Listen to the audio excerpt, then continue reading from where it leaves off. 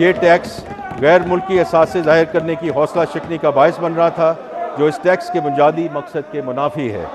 ज़ाहिर किए जाना वाला असासा एक दस्तावेज़ी असासा होता है जिस पर टैक्स आयद होता है। इस टैक्स को ख़त्म करने से पाकिस्तानियों को अपने गैर मुल्की मालियाती हैसियत रिकॉर्ड पर लाने की हौसला अफजाई होगी, जिससे कंप्लाइंस, डॉक्यूमेंटेशन और अफजाई रेवेन्यू का हसूल मुमकिन होगा।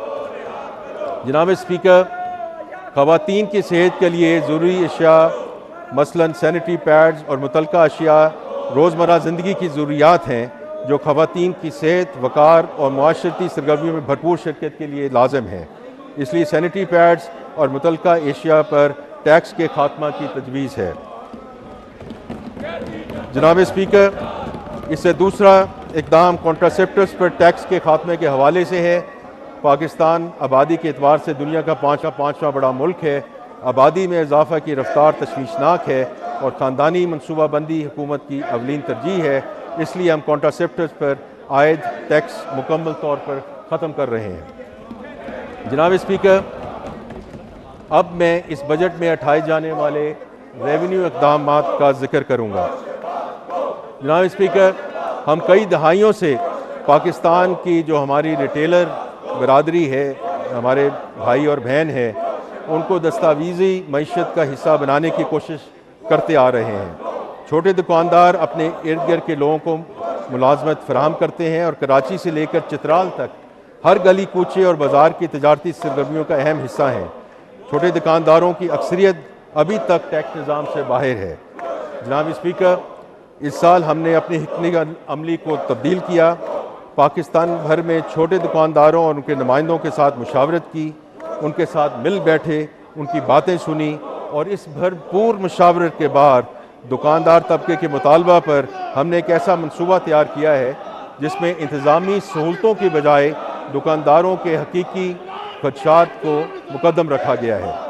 इनकम टैक्स ऑर्डिनेंस के सेक्शन 99B के तहत छोटे दुकानदारों के लिए फ़िक्स रेट सिस्टम मुतारफ़ करने की तजवीज़ है।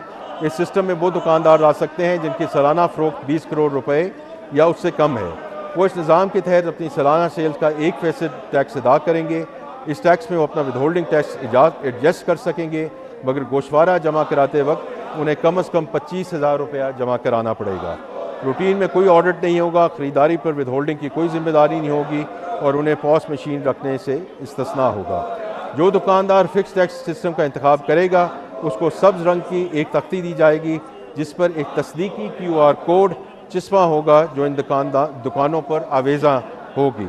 इस तख्ती की मौजूदगी में FBR एहलकारों को पूछगिछ के लिए दुकान में दाखिल होने की इजाज़त नहीं होगी। इस स्कीम के तहत एक सादा और एक सफ़े का टैक्स गुशवारा होगा जो उर्दू के अलावा तमाम बड़ी मुकामी ज़ुबानों में दस्तयाब होगा।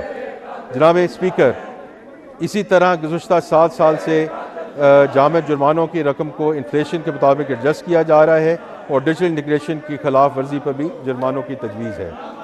जनाब स्पीकर, मैं ये वाज़ेह कर देना चाहता हूँ कि इन इक़दामात का मकसद रेवेन्यू बढ़ाना नहीं बल्कि उनका असल हदफ एहतसाब है। ये इक़दामात इस बात को यकीनी बनाएंगे कि अब टैक्स चोरी आसान ना रहे।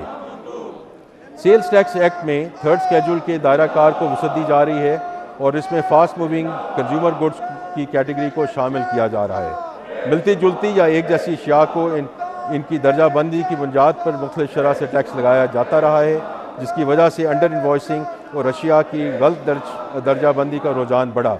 इन खराबियों को दूर करने के लिए इस दर्जाबंदी में अशिया के टैक्स रेट्स को माकूल करने की तजवीज़ है। मौजूदा कानून के तहत अगर कोई कंपनी किसी गैर रजिस्टर्ड सप्लायर से सामान खरीदती है तो रकम की अदायगी के वक्त सप्लायर से विदहोल्डिंग टैक्स वसूल किया जाता है।